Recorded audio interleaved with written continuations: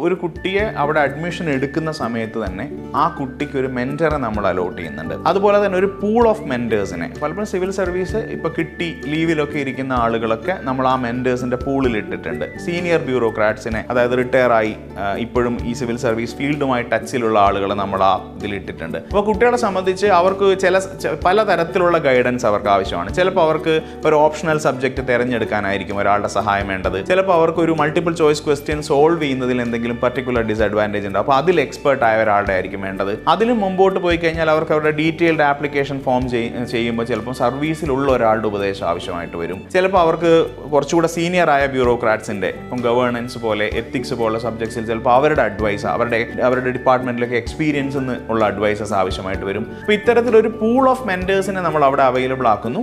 ഇവർക്ക് slots book ചെയ്യാനുള്ള options ഉണ്ട്. അപ്പോൾ ഒരു ദിവസം അവർക്കൊരു 20 മിനിറ്റ് നീളുന്ന സ്ലോട്ട് ബുക്ക് ചെയ്യാം.